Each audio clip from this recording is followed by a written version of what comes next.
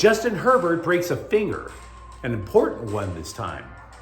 Mick Cronin wants more out of UCLA's best basketball player, and USC makes a surprise hire for the defensive coaching staff. Good morning. I'm James. This is your daily dose of sports and snark for the greatest sports city in the world, Los Angeles. This is the faithful Angelenos Morning Report. So it is December 11th, 2023, start of a new work week. For you guys anyway. I'm flying to St. Louis later. But whatever, let's all get happy. Let's talk LA sports. Do you like being in the know about LA sports? Well, click the like button. Click the subscribe button. There's a notification bell. Hit that. It'll let you know when we drop new content. Sharing is caring. Let people know we exist, and by all means comment. I try my best to get back to you guys. Love doing that.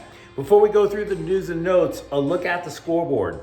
Honestly, really bad day for the Angelenos, can't lie. Baltimore 37, Rams 31 in overtime. There was a punt return for a touchdown that decided it. Look, losing stings, totally get it. But the Rams dropped 29 points on one of the NFL's best defenses. And oh, by the way, LA had a 3-game winning streak going into Baltimore. So can we really be that upset? We'll talk a little more about the game in a couple of minutes. Denver 24, Chargers 7. No Justin Herbert after 5 drives, and we'll go into detail about that in a moment too. The Bolts obviously outplayed, outcoached, and honestly, probably out of luck. New York Rangers 4, Kings 1. Philip Deneau scored for the Kings, who have now lost 2 road games consecutively after setting an NHL record. That goal by Deneau ruined Jonathan Quick's bid for a shutout against his old team. And by the way, this is not good either. Long Beach State 84, USC 79 in overtime. Yeah, Bronny James made his debut. He scores 4 points in 16 minutes. But it is a fair question now to ask if the Trojans are going to be a good basketball team. They're 5-4, guys. All that hype, and they're 5-4. They blew a 17-point lead. They have lost 3 of their last 4 games. Do we really want to get on board the hype train for the team, or is it just basically because they have a couple of good players? Meanwhile, today, Portland is playing at the Clippers at 7:30. Now, Justin Herbert's streak of 62 consecutive starts is not only in jeopardy, it is unclear if Herbert is going to suit up again this year after fracturing the index finger of his throwing hand in the second quarter. He completed a pass while he got hit by the Broncos' Zach Allen. Herbert said he doesn't know if his hand either hit the helmet or somebody's shoulder pads. But while talking with the scribes about it after the game, he wouldn't remove his hand from his jacket pocket. Translation, don't look. Now, it wasn't a splint, he would admit that, but don't look. Brandon Staley said it's going to take a couple of days to find out how bad the injury actually is, but the Bolts don't have the luxury of time. They're the ones on the Thursday night football schedule this week. They're going to be in Vegas. They'll play the Raiders Thursday. This is the second time, by the way, he's fractured a finger this year. The prior injury, though, was to the middle finger of his non-throwing hand. That was back in week 4. And the Chargers obviously made adjustments. They wouldn't have Herbert go under center. They'd have him in the shotgun, kind of soft lob that football to him so the pain could eventually subside. But this isn't good. Easton Stick as your quarterback possibly for the rest of the year. And by the way, you're 5-8. That's a real problem.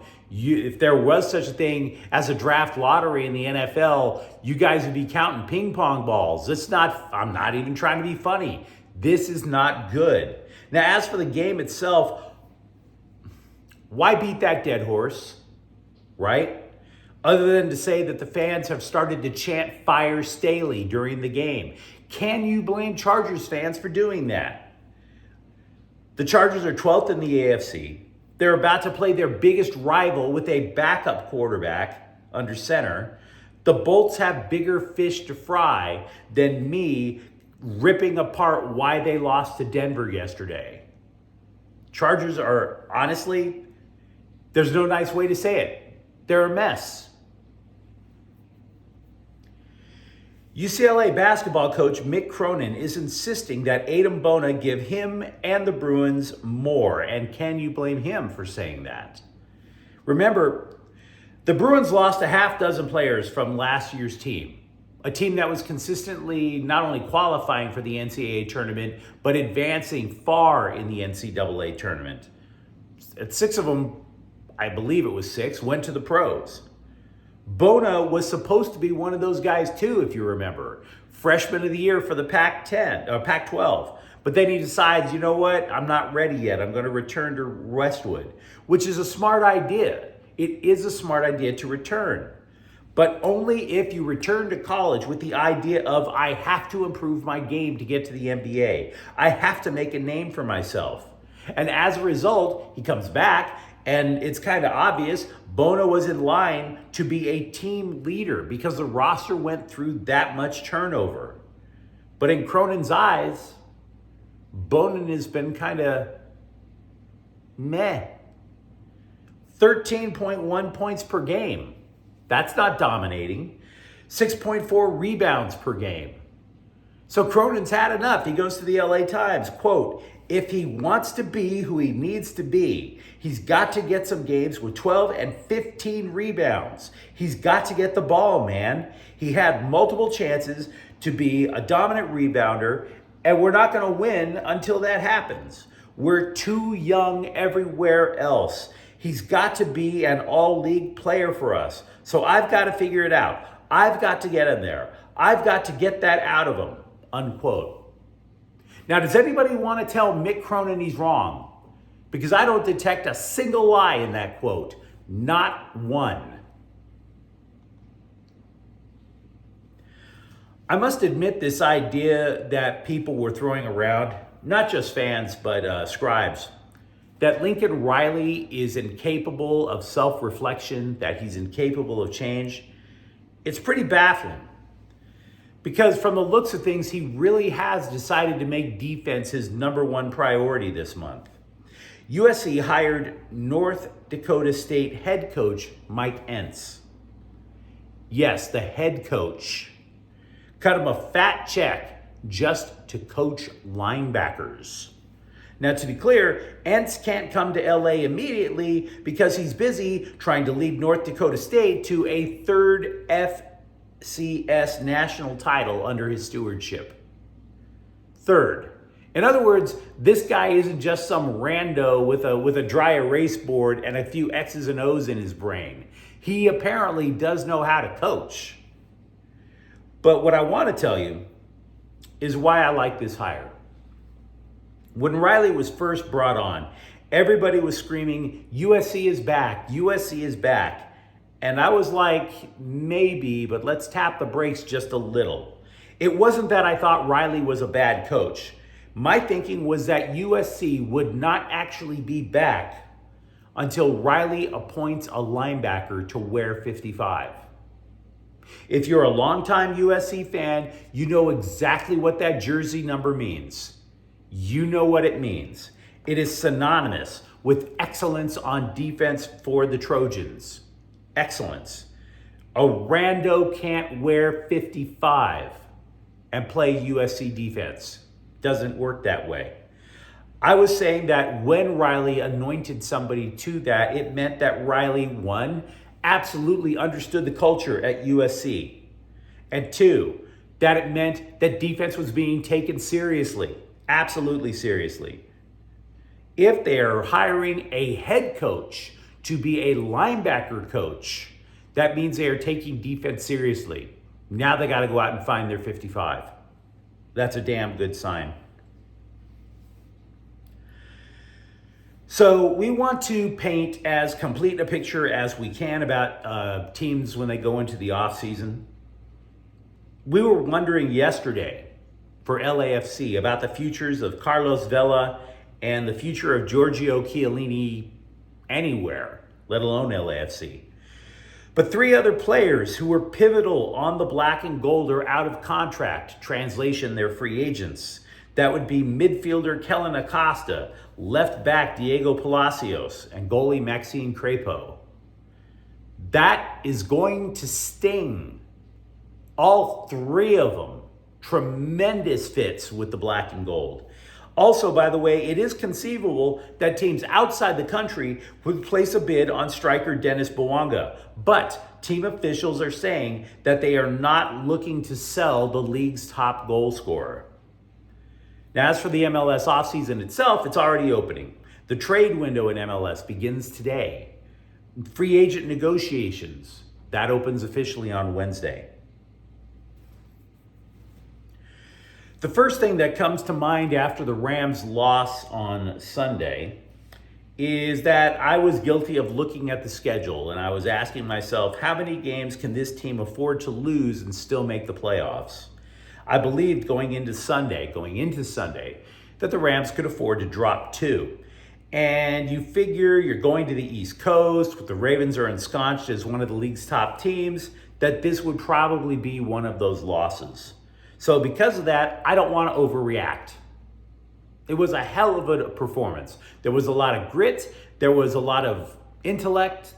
Sean McVay was calling amazing plays yesterday. But they did drop that game, and as such, they have dropped out of the last spot for the playoffs. There are 4 teams at 6 and 7 tied for 8th place in the NFC. The Rams hold the tiebreakers, but why should we get that deep into the minutia? ESPN right now gives the Rams a 35% shot at making the playoffs. But on the plus side, they have only one winning team left on the schedule. One loss to give, folks. One loss to give. Also, I would like to remind you guys that just a few days ago, there's a Rams website called Turf Show Times that urged the team to get rid of Cooper Kupp in the offseason. Yeah, that's pretty intellectual.